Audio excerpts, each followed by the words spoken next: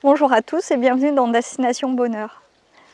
Aujourd'hui, dans cette vidéo, nous allons nous intéresser à la mise en place d'un projet d'un jardin gourmand et abondant, qui est l'équivalent d'une forêt comestible, et vous montrer les résultats chez nous. Je vais vous partager notre expérience sur ce sujet, ainsi que des idées qui vous aideront. Il est toujours intéressant de s'inspirer de l'expérience d'autres personnes pour ensuite l'appliquer chez soi, avec les caractéristiques de son environnement. J'espère que celui-ci vous sera utile et vous aidera à gagner du temps et de l'énergie qui sont si précieux et surtout de vous faire plaisir dans votre projet de jardin. De notre côté, ce qui nous motive et nous anime avec une forêt comestible, c'est d'être en lien avec la nature, car c'est reposant et régénérant.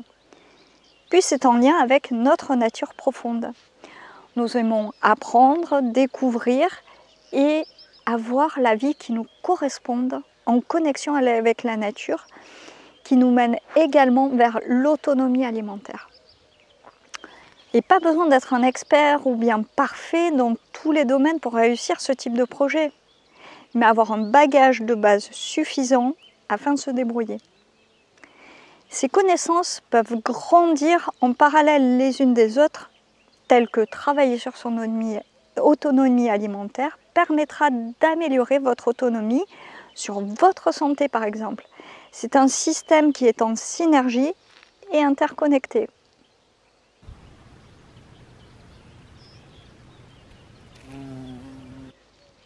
D'abord, comment définir un jardin gourmand et abondant? Vous allez trouver des noms différents comme une forêt gourmande, comestible, nourricière, fruitière ou bien jardin-forêt. Et je pense que cela va devenir une jungle fruitière chez nous, car nous avons planté les arbres très proches les uns des autres. Mais c'est ok pour nous. Ce type de jardin va vous donner à manger en s'appuyant sur les mêmes systèmes que la nature met en place naturellement dans la forêt. La forêt est un système autonome qui se gère toute seule. La nature a des millions d'années d'expérience qu'elle nous offre si nous sommes capables de l'observer et de la comprendre. Donc c'est une très bonne base pour nous aider.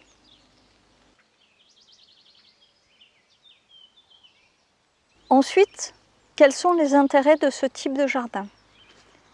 Pour nous, ils sont multiples, comme nous apporter une alimentation de bonne qualité, que cela soit des fruits, des feuilles, des fleurs, des baies, des plantes médicinales, du coup, ce qui va améliorer notre santé, mais également du bois de chauffage, ce qui va réduire nos factures en énergie. D'éviter d'aller faire les courses, ce qui est un gain de temps, d'énergie et d'argent. Nous permettre de devenir le plus autonome possible, ce qui nous offre de la liberté en évitant la dépendance à un système extérieur. C'est aussi régénérer un sol qui au départ était sans vie, donc de participer à notre échelle à l'amélioration de l'environnement global, de restaurer la biodiversité dans notre jardin, et enfin d'avoir un lieu de vie qui est beau, agréable à vivre et où nous nous intégrons entièrement dans notre milieu. Ensuite, se poser les bonnes questions permet de trouver les bonnes réponses. Avoir un jardin qui reflète notre personnalité et qui nous correspond pour s'y sentir bien est également important. Être clair sur l'objectif et les besoins par rapport à votre projet jardin et en fonction de ses spécificités. Un autre critère est aussi important, c'est celui du budget, du temps que vous souhaitez y consacrer et que vous avez de disponible. La première chose avant de commencer, c'est d'accepter que la nature a son propre rythme, qu'il faut le suivre. Je m'aperçois qu'en séance de coaching, de nombreuses personnes ont besoin de contrôle sur leur environnement, tout comme sur la nature, car cela est rassurant pour elles. Mais il est important de travailler avec la nature et non contre elle, ce qui vous demandera le moins d'efforts. Avant de démarrer votre projet, il est aidant de réfléchir à sa mise en place suivant les contraintes de votre terrain. Cela vous fera gagner du temps par la suite. Et aussi d'accepter de faire des erreurs et d'apprécier vos réussites, ce qui rend heureux par la gratification que l'on se donne. Et surtout se poser les questions suivantes, comme de quoi ai-je besoin pour faire pousser les plantes ? Comme de l'eau, de la matière organique, du temps et des plants. De quelle façon les mettre en place? Nous pensons qu'il est important d'être efficace et pragmatique pour tendre rapidement vers l'autonomie, surtout dans le choix des espèces et des variétés que nous plantons. Comme est-ce que je vais planter sera adapté à ma terre, mon climat? Est-ce que ça produit beaucoup? Est-ce que c'est bon? Comment le conserver facilement, cette production? Puis, de quelles connaissances et outils ai-je besoin pour créer ce jardin? Où aller chercher les informations? Quel est mon point de départ et jusqu'où je veux transformer mon jardin? À quel rythme? Avec qui? Qu'est-ce que ce projet va m'apporter d'important pour moi et pour les autres? Prenez le temps de vous poser les bonnes questions, vous aidera ensuite à en gagner.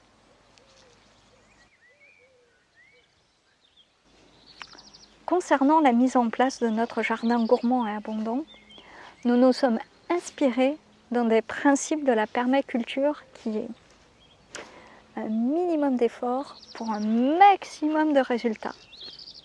Et également, travailler avec la nature plutôt que contre elle. Tout cela en s'inspirant de la nature qui a tellement d'expérience par rapport à nous. Donc au départ, il n'y avait rien de rien à part de l'herbe et encore celle-ci était écrasée par les engins de chantier avec la terre très compactée. Il y avait vraiment du défi sur notre terrain. Nos conditions environnementales dans la région de Toulouse sont les suivantes. Alors, nous avons de la terre plutôt argileuse, avec très peu de matière organique, un climat sec et chaud en été. Nous avons un climat du type bassin sud-ouest avec des températures en moyenne en hiver de 2 degrés, en été de 30.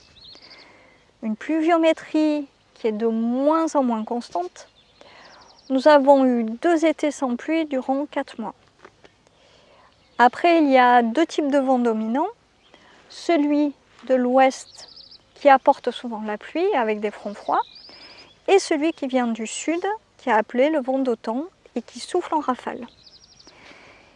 C'est assez vanté chez nous. Plus de la moitié des jours de l'année, le vent souffle dans notre jardin.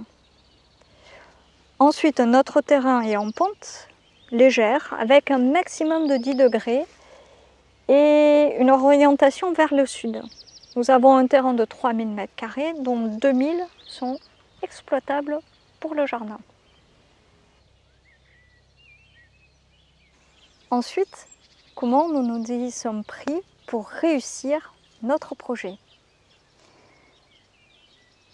Nous avons commencé graduellement pendant les 10 premières années. Ensuite, nous avons accéléré les 10 suivantes et surtout passé la vitesse supérieure ces 3 dernières années.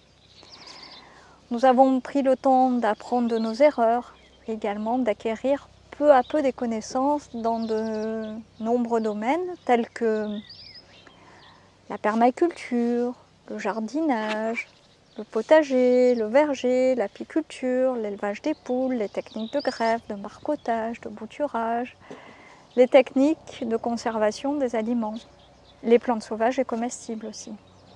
Ce qui nous a permis de faire de belles rencontres avec des personnes compétentes dans tous ces domaines. Nous avons lu des livres, fait des formations, regardé des tutoriels sur les différents sujets et surtout mis en pratique, expérimenté, afin de transformer un savoir en connaissance. Et maintenant, c'est l'occasion de vous partager notre expérience afin que vous puissiez en bénéficier. Voici des pistes qui nous semblent utiles et aidantes au démarrage. Prenez le temps de répondre aux questions qui vous semble utile que j'ai proposé en début de vidéo. Observez votre environnement et les contraintes associées à celui-ci. Pour les espèces et variétés, prenez le temps de bien choisir suivant ces critères. La qualité de votre sol, ce que vous aimez, ce qui est adapté à votre climat, avoir une récolte répartie au mieux sur toute votre année de production. Par exemple, chez nous, la terre est argileuse, donc les myrtilles que nous adorons ne poussent pas. Mais la solution, c'est de planter des mélanchiers très adaptés à notre climat et terrain. Les pruniers mirobolants sont également très adaptés et sont d'excellents porte-greffes. D'ailleurs, comme aujourd'hui, notre terrain commence à être riche, nous avons une grande quantité de jeunes plants de pruniers mirobolants qui arrivent tout seuls. Ce qui nous permet d'en offrir autour de nous pour diffuser l'abondance. C'est la même chose avec les pruniers d'Anthes, les pommiers, les cognassiers, les frênes, les merisiers qui poussent spontanément. Pour enrichir notre sol, nous avons récupéré de la matière organique extérieure à notre terrain, telle que l'herbe de tonte de nos voisins, du foin que les chevaux ne voulaient pas manger, les branchages de taille de haie des voisins, les broyats. Aujourd'hui, nous commençons à produire nous-mêmes cette matière organique. De même que l'urine, qui est très azotée, nous aide à enrichir la qualité du sol de notre production, surtout au potager. D'ailleurs, ils sont bien beaux les artichauts chez nous. Les tailles de haies, plutôt carbonées, sont utilisées au pied des arbres et le foin et la tonte, plutôt au potager. Les poules nous fournissent également un bon engrais, surtout pour les agrumes. Pour les plants, au départ, nous avons acheté des arbres en jardinerie et nous avons remarqué qu'il était préférable de trouver de bons pépiniéristes qui sont passionnés par leur métier et qui vous donneront des conseils adaptés à votre terrain. Sinon, si vous avez des amis qui ont des arbres, vous pouvez apprendre les méthodes de multiplication comme la greffe, le marcottage, le bouturage, la division, les semis, ce qui vous aidera à avoir des plants quasi gratuits. Pour l'emplacement, avant de mettre en place un plan, nous nous projetons sur l'idée de sa hauteur et largeur à taille adulte. Placer les plantes en fonction de leurs besoins, donc soleil, ombre, taux d'humidité, qualité du sol est aussi important. Puis, nous réfléchissons aux risques potentiels, comme la proximité avec l'habitation, pour éviter que les feuilles ne bouchent les descentes d'eau de pluie. Ensuite, que les racines ne puissent être en contact avec les fondations, puis qu'un grand arbre évite de tomber sur la maison en cas de vent très fort. Pour le design, notre philosophie, c'est de mélanger les espèces et variétés. Comme ici, ce n'est pas optimal pour la récolte, mais nous aimons à nous promener dans notre jardin et faire une cueillette variée. Et avoir une organisation qui se rapproche de la nature, ça permet d'avoir de tout partout. Et en plus, c'est beau et vivant. Nous avons également mis en place une mare qui nous fournit directement de l'eau car elle est connectée à des descentes d'eau de pluie d'une partie du toit de notre habitation. C'est génial parce que la mare attire la biodiversité avec des oiseaux qui en profitent pour boire et se baigner. Les insectes ont un point d'eau, les grenouilles se régalent avec les larves de moustiques. Puis comme nous avons placé des nichoirs, les oiseaux viennent dans le jardin, ils y mangent des fruits et des graines, ce qui participe à la naissance spontanée de nombreux arbres fruitiers, comme des pommiers, cognassiers, noyers, pruniers, que nous pouvons ensuite greffer au besoin. Les abeilles sauvages domestiques pollinisent les fleurs du jardin, ce qui favorise la production dans le verger et le potager. Comme notre verger et potager est varié, il y a une régulation des ravageurs qui se fait naturellement sans notre action, ainsi que la disparition des maladies sur les plantes et les arbres. Pour que notre espace soit bien utilisé, nous effectuons un étagement comme l'association d'un arbre, une vigne et un artichaut par exemple. Résultat, avec de la patience et de la connaissance, nous avons maintenant un jardin bien beau, nourricier et qui s'autorégule. À notre arrivée, la terre était morte et compactée et aujourd'hui, nous récoltons au moins, au minimum, un panier de fruits ou de plantes sauvages chaque jour pendant 10 mois de l'année et parfois plus en pleine saison. Donc, c'est possible en prenant le temps de faire les bonnes actions.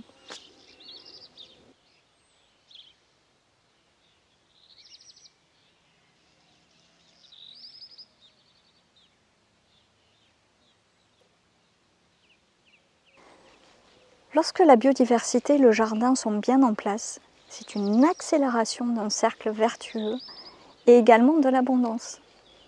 Ce qui est récolté peut être aussi l'occasion d'être donné, échangé, partagé. De même, lorsque vous faites des économies alimentaires avec votre production personnelle, cela vous permet d'investir dans d'autres domaines de l'autonomie, comme celle de l'amélioration de votre habitat, dans la production de votre propre énergie, et également pour votre paix intérieure, car vous serez moins impacté par les aléas extérieurs, puisque vous serez capable d'y faire face par vous-même et d'avoir plus de choix et de liberté. En tout cas, nous espérons que cette vidéo vous aura aidé et inspiré à définir le jardin qui vous correspond le mieux, et nous vous souhaitons du bonheur et de l'abondance gourmande. Encore merci aux personnes qui nous soutiennent et qui nous encouragent sur Tipeee pour notre travail et les connaissances que nous partageons avec nos vidéos pour rendre le plus de personnes autonomes afin de gagner en liberté. Et nous vous disons à bientôt.